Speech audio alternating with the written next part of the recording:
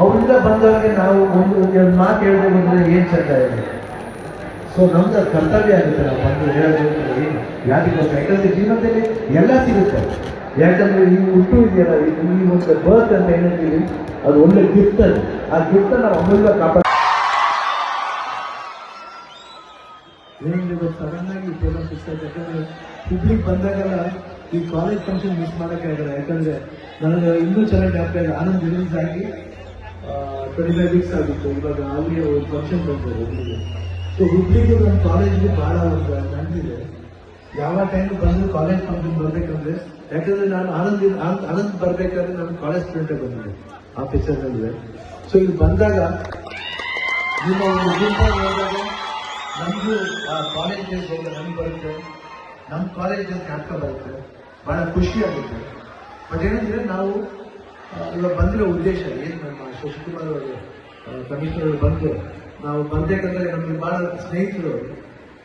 ಯಾಕಂದ್ರೆ ನಾನು ಅಭಿಮಾನಿ ಅಂತ ಹೇಳಕ್ಕೆ ಇಷ್ಟಪಡೋದು ಅವರು, ಬಟ್ ನಾವು ನಮ್ಮ ಸ್ನೇಹಿತರು ಅಂತ ಹೇಳಕ್ಕೆ ಇಷ್ಟಪಡ್ತೀವಿ. ಯಾಕಂದರೆ ನಾವು ಪ್ರತಿಯೊಂದು ಅಭಿಮಾನಿನ ಸ್ನೇಹಿತರಾಗಿ ನೋಡ್ತೀವಿ, ಅವ್ರ ಅಭಿಮಾನ ಮಾಡೋದು. ಯಾಕಂದ್ರೆ ಯಾವಾಗ ಅಭಿಮಾನಿಗೆ ನೋಡ್ತೀವಿ ಅದು ಕಷ್ಟ. ಸ್ನೇಹಿತರಾಗಿ ನೋಡಿದಾಗ ಏನಾದ್ರೆ ನಾವು ಸರಿಸಮವಾಗಿ ಹೋಗ್ಬೋದು. ಯಾಕಂದ್ರೆ ನಮ್ಗೆ ಕೋಪ ಇದ್ರೆ ಬೈಬೋದು, ಸ್ನೇಹಿತರಂದ್ರೆ ತೋಟ ಮೇಲೆ ಕೈ ಹಾಕೋಬೋದು, ಇಲ್ಲಾಂದ್ರೆ ಬೇಡಪ್ಪ ನಿಮ್ಮ ಸವಾಸ ಹೋಗ್ಬೋದು, ಈಸಿ ಆಗುತ್ತೆ. ಯಾಕಂದ್ರೆ ಅದು ಬೆಟರ್. ಯಾಕಂದ್ರೆ ನಿನಗೆ ಸಾಟಿ ಇಲ್ಲ, ಬಿಸಿಲು ಮಳೆಗೆ ಬಿರುಗಾಡಿ ತೆಗೆದಿನಿ, ಅಳುತ್ತದೆ ಮುಂದೆ ಸಾಗುವೆ, ಅರವೈ ಅರವೈ ಅರವೈ ಅರವೈ.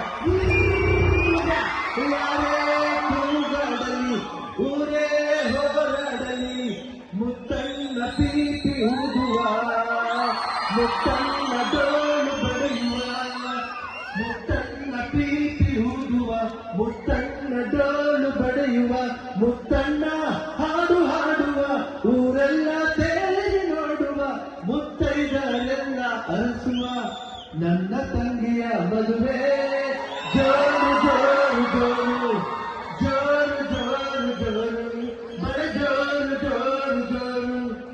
ಬಾಲದಾರಿಯಲ್ಲಿ ಹೋದ, ಕಣ್ಣ ಮೇಲೆ ಬಂದ, ಮಿನುಗುತ್ತಾರೆ ಅಂದ, ನೋಡು ಎಂತ ಚೆಂದ, ರಾತ್ರಿಯಾಚು ಮಲಗು ನನ್ನ ಪುಟ್ಟ ಕಂದ, ನನ್ನ ಪುಟ್ಟ ಕಂದ.